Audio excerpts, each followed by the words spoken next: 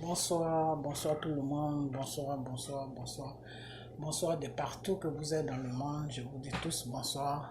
Bonsoir l'Afrique, bonsoir la Côte d'Ivoire, bonsoir, bonsoir, bonsoir. Bonsoir à vous tous qui êtes sur ma page, je vous fais un gros coucou. Ça fait longtemps qu'on ne s'est pas attendu. Donc je fais cette petite vidéo rapidement parce que je suis un peu fatigué, j'ai pas trop le temps.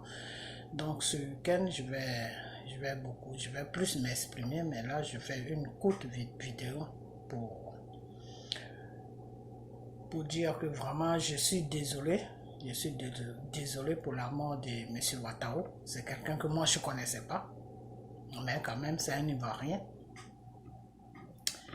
Donc je suis vraiment désolé. Je présente mes condoléances à sa famille, à sa femme, et à tout le monde, à tous ceux qui le connaissent. Voilà.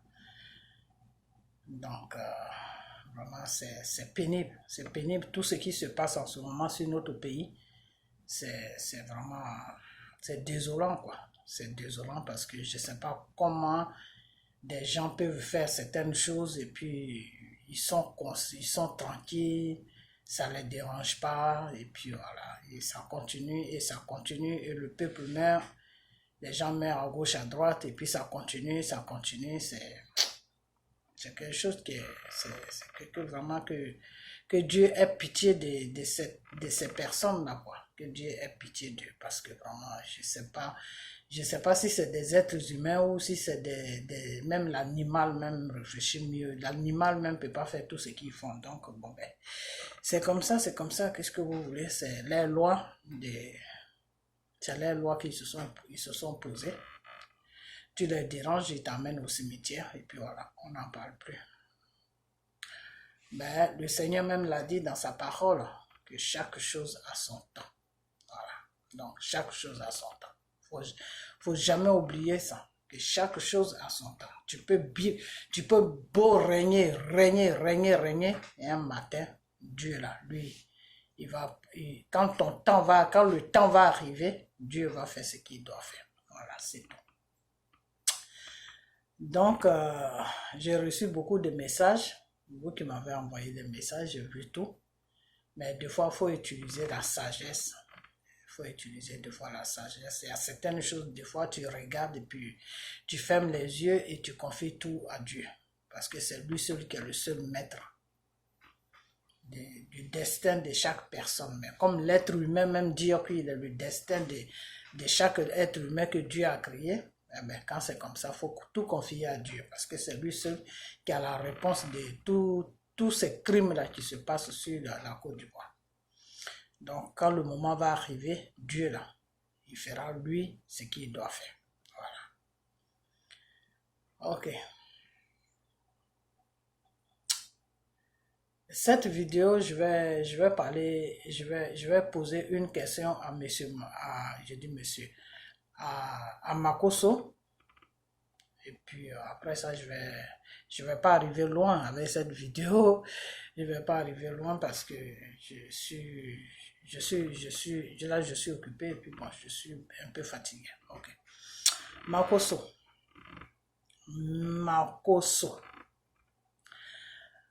La famille Makosso et sa sœur. Vous deux là. C'est quoi votre rôle sur la Côte d'Ivoire? Makosso, toi tu te dis pasteur, mais moi je sais que tu n'es pas un pasteur, non. Et je n'ose même pas t'appeler pasteur, parce que t'appeler pasteur, c'est comme si j'insultais mon papa Dieu. Donc je ne peux même pas t'appeler pasteur. Moi je t'appelle enfant du diable. Voilà. Enfant de Satan. Voilà. Mari de Lucifer. Voilà. Voilà ton nom que moi je t'ai donné. Mais comme toi-même tu te proclames pasteur, c'est bien pour toi. Mais c'est quoi votre rôle sur la Côte d'Ivoire? Comme tu es pasteur, tu te dis tu es pasteur, non? Voilà. En tant qu'un homme de Dieu, en tant qu'un pasteur, c'est quoi ton rôle que tu joues sur la Côte d'Ivoire? C'est quoi ton rôle sur la Côte d'Ivoire? Makosso.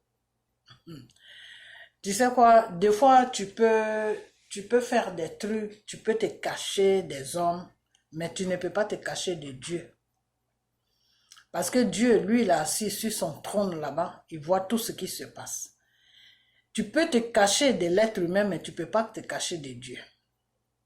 Pour Dieu, là, chaque minute, chaque heure, tu es nu devant lui. Pour Dieu, nous sommes tous nus devant lui. Mais nous, on croit qu'on est protégé, on est couvert, on est caché, mais on n'est pas caché. Personne n'est caché, Makoso. Il ne faut jamais oublier ça.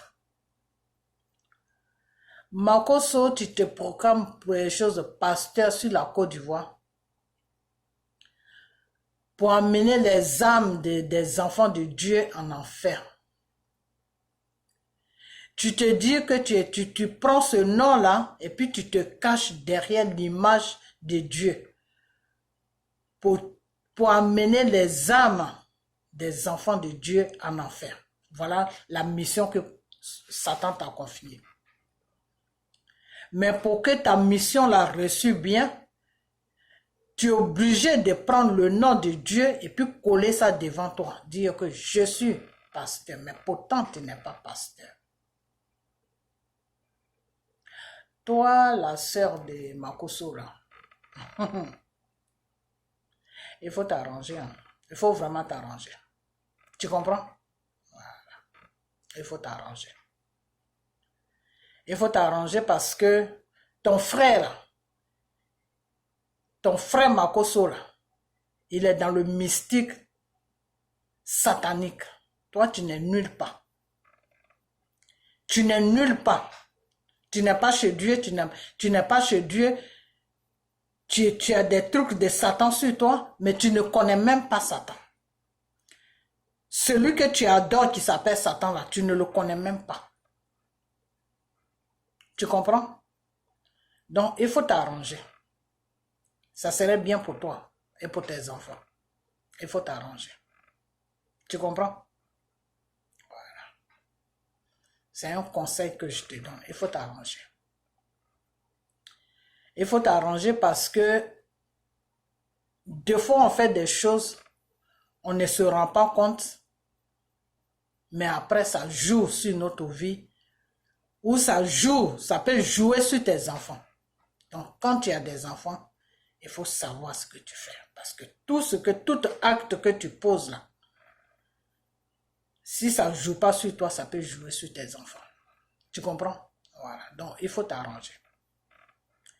Je sais que ton frère là, il t'entraîne dans beaucoup de choses. Ça, je le sais. Parce que moi, je suis un enfant de Dieu. Je prie beaucoup et Dieu me fait beaucoup de révélations. Quand je mets ma tête sur quelqu'un, Dieu me parle de la personne. Qui est la personne? Qu'est-ce que la personne fait? Toi, la sœur de Makoso là, toi qui es sur les réseaux sociaux matin, midi, soir là, il faut t'arranger. Tu comprends? Arrange-toi. Arrange-toi. Parce que quand tu commences quelque chose là, il faut être dedans même. Parce que toi, tu n'es pas dans quelque chose et puis c'est toi qui fais des trucs. Tu n'es pas chez Dieu, tu n'es pas chez... Tu crois que tu es chez Satan, mais au fait, tu n'es pas chez Satan. Parce que le spirituel là, Makoso, lui, connaît le spirituel satanique. Mais toi, tu ne le connais pas. Donc, si Makoso veut faire ces bêtises-là, mets-toi à l'écart. Tu comprends? Voilà. Parce que ton frère Makoso, là, il a signé le pacte avec le diable. Mais toi, là, tu as signé le pacte avec ton frère Makoso. Makoso, c'est un être humain, ce n'est pas Satan. Donc, s'il y a des conséquences qui viennent là, est-ce que tu pourras assumer ça? Parce qu'il ne suffit pas de s'asseoir sur les réseaux sociaux pour parler. Parce que là, ok, je vais m'arrêter sur toi parce que je crois que tu es un peu inconscient. Voilà. C'est le mot que c'est tout ce que je vais dire et puis je vais te laisser. Tu es inconscient. Très, très inconscient. Tu ne sais même pas ce que tu fais. Ok. Enfant de Satan, Makoso. Un moment, tu prenais mes vidéos, tu exhibais ça partout, non? Makoso, tu sais que je suis dans la vérité. Tu le sais. Tu le sais. Tout ce que je dis là, tu sais que je suis dans la vérité. C'est pour ça que je te dérange. Mais Makoso, tu as touché quelque chose. Oh, tu vas te péter dans la gueule. Bientôt. Regarde son nom. Makoso. Moi, je suis sur toi maintenant. Tu prenais mes vidéos pour exhiber ça à gauche, à droite, non? Pour m'insulter, non? Je vais devenir, moi là, je vais devenir ton cauchemar pendant une semaine parce que tu as fait quelque chose que je sais et que tu sais. Et que ta soeur sait. Tu comprends? Voilà. Donc, nous trois là, on sait. Et puis ceux qui savent aussi, ils savent.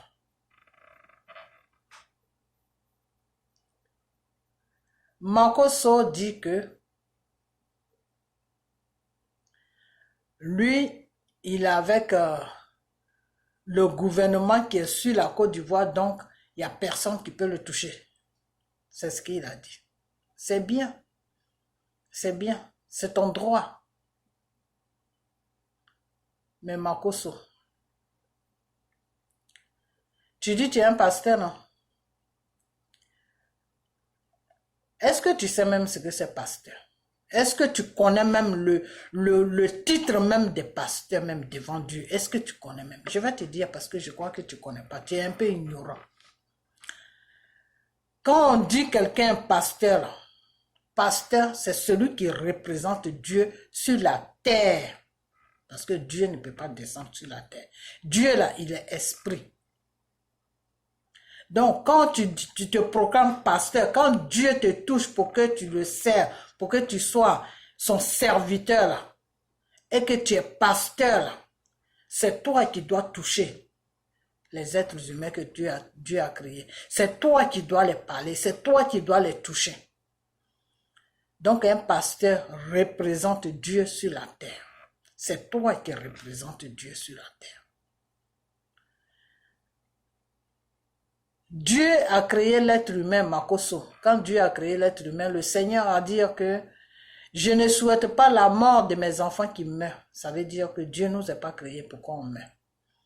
Toi, Makoso, tu es dans quel rôle? Dans quel rôle que tu es? C'est ce que je te demande. Tu es dans quel rôle? Parce que le Dieu que tu dis, tu sais là, lui, il dit que je ne souhaite pas la mort de mes enfants qui meurent parce que je ne vous ai pas créé pour que vous mourrez. Je vous ai créé pour que vous vivez longtemps sur la terre jusqu'à ce que je vous appelle. Alors, Makoso, si tu dis que tu sers Dieu là, tu le sers comment? En amenant les âmes de ses enfants en enfer. En faisant du n'importe quoi sur ses enfants. Tu as un passage pour les enfants de Dieu pour qu'on les amène au cimetière. Toi, Makoso, tu es devenu un passage maintenant pour les enfants que Dieu a créés sur la terre. Pour qu'on les amène au cimetière. C'est ça qui est ton pastorat là. Tu es pasteur de ça. De quelqu'un sur qui on peut passer pour faire n'importe quoi. Makoso, toi et moi là, pendant une semaine, je suis derrière toi. Tu comprends? Mes vidéos que tu exhibais partout avant et puis tu m'insultes là. Maintenant là, tu auras une bonne raison de m'insulter. Tu comprends? Voilà. Prends mes vidéos, colle ça sur ton visage de Satan. Et puis parle de moi maintenant. Je suis prête maintenant. Parce que tu as touché quelque chose qu'il ne fallait pas toucher. Tu as fait quelque chose qu'il ne fallait pas faire, Makoso. Tu es le diable en personne, enfant de Satan, mari de Lucifer, criminel que tu sois, voleur que tu sois. Je m'arrête là. C'est une petite vidéo. C'est juste pour te faire comprendre que je sais, tu sais. Ta soeur sait. Voilà. Tu comprends? Voilà. Maintenant, je vais te laisser, Makoso. J'ai attendu que oui, que la mort de Ouattara fait danser certains Ivoiriens. Il faut arrêter parce que la mort d'une personne n'est pas une joie. La mort, ce n'est pas une joie.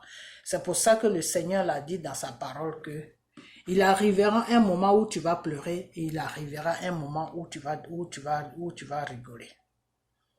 Et il arrivera un moment où tu vas être triste et il arrivera un moment où tu vas danser. Quand la mort frappe là, on est triste, on pleure. Donc, la mort, ce n'est pas quelque chose qu'il faut prendre pour faire la joie. Ce que vous êtes en train de faire là, ceux qui font ça, ils n'ont qu'à arrêter parce que ce qu'ils sont en train de faire là, devant Dieu, vous êtes en train de vous maudire. C'est-à-dire, vous les êtres humains là, vous posez des actes. Après, quand vous avez des problèmes, c'est pour dire que, ah, je ne sais pas pourquoi j'ai ça, je ne sais pas pourquoi ça ne va pas, je ne sais pas. Mais ce que tu es en train de faire là, tu es en train d'attirer la malédiction sur toi. Quelqu'un est mort et puis tu prends sa mort, tu fais la joie avec. Mais tu es en train de te maudire, ma soeur, tu es en train de te maudire, mon frère. Quand quelqu'un meurt là, même qu'il soit criminel là, ce n'est pas à toi de le juger. Tu peux lui parler quand il est sur la terre, tu peux lui dire que mon frère, tes crimes que tu commets là, il faut arrêter, répands-toi pour que Dieu puisse avoir pitié de ton âme. Une fois qu'il est mort là, tu n'as plus rien à lui dire. La tristesse de sa mort doit habiter à toi, même pour 5 minutes. Donc, ça ne peut pas te permettre d'avoir la joie parce que la personne est morte. Ça ne peut pas te permettre de danser parce que la personne est morte. Même si tu n'aimes pas la personne, tu dois laisser la personne tranquille dans sa mort. Et puis toi, tu continues ta vie. Mais tu ne dois pas danser parce que la personne est morte. Ça ne se fait pas. C'est criminel. Et puis c'est de la malédiction que vous êtes en train d'attirer sur vous. Voilà. Donc je vais m'arrêter là. Et ceux qui ont dit que oui, Ouattao a le comment on appelle ça, diabète. Ouattao n'a pas de diabète. Et le diabète, je vais vous dire que le diabète là, de nos jours là, ça ne tue pas. Il y a plein de gens qui ont le diabète, ça ne tue pas. Le diabète, ça te tue seulement là où quand tu ne sais pas que ça a pris tout ton... Même si ça ne tue même pas. On traite toujours le diabète. Diabète ne tue pas. Et Ouattao, c'est un empoisonnement qu'il a eu. Et ils ont commencé à l'opérer parce qu'ils cherchaient le poison. Ça, c'est les révélations que j'ai eues. Les docteurs cherchaient le poison. Donc, ils cherchaient le poison dans son corps. Parce que des fois, par le poison, on peut opérer quelqu'un et puis s'ils trouvent le poison, ils enlèvent le poison et puis ils te lavent l'estomac et puis tu peux vivre. Il y a beaucoup de gens qui ont été sauvés comme ça. Vous comprenez? Voilà. Donc, M. Ouattao est mort d'un empoisonnement. M. Ouattao a été empoisonné bien avant même que Arafat ne meure. Bien avant que, je dis bien avant que Arafat ne meure. Quand Arafat était vivant sur la Côte d'Ivoire, c'est là que M. Ouattao a été empoisonné. L'empoisonnement de M. Ouattao et la mort de M. Arafat, c'est pas trop, il n'y a pas beaucoup d'écart. Peut-être s'il y a écart, c'est quelques... Oh, comment on appelle ça? Ça peut être quelques... Je sais pas, peut-être... Je sais pas, mais il n'y a pas beaucoup d'écart. Voilà, il n'y a pas beaucoup de cas. Donc, M. Arafat était vivant quand M. Ouattao a été empoisonné. Et quand M. Ouattao a été empoisonné, pas trop longtemps, et puis M. Arafat est mort. Donc, la période là où Arafat est mort, là, comptez à partir de là jusqu'à là où il a trouvé la mort. Le poison était toujours dans son corps. Et le poison avait pris tout son système. Et moi, quand j'ai eu les révélations, le Seigneur m'a dit que c'est lui, Dieu seul, qui pouvait le sauver. Il fallait une prière. Il fallait une prière. Il fallait que des gens prient pour lui. Le confier à Dieu. Pour que lui, Dieu, il le sauve de cette affaire. Il le sauve. Pour que lui, Dieu, il puisse le soigner. Pour le ramener à la vie. Vous comprenez? Voilà, donc M. Ouattao n'a pas il n'a pas mort de diabète. M. Ouattao a été empoisonné. Voilà. Et il a tremballé le poison dans son corps pendant longtemps. Et c'est une femme, ils sont passés par une femme pour mettre le poison dans la chose qu'il a pris. Voilà. Qu'il a bu ou bien qu'il a mangé. C'est tout. Voilà. Donc, Arrêtez de danser parce que le monsieur ceci, le monsieur... Et pourquoi est-ce qu'ils ont fait ça? Pourquoi est-ce qu'ils ont fait ça? Ils ont fait ça tout simplement parce qu'ils ont vu que ils n'avaient plus le contrôle sur le monsieur. Et puis ils ont vu aussi que le monsieur n'était plus trop dans leur business. Voilà, c'est tout. C'est pour ça que ils ont fait ça. Ils ont vu que le monsieur n'était plus trop chaud maintenant dans leur business. Lui, il se mettait beaucoup à l'écart. Il ne les calculait plus.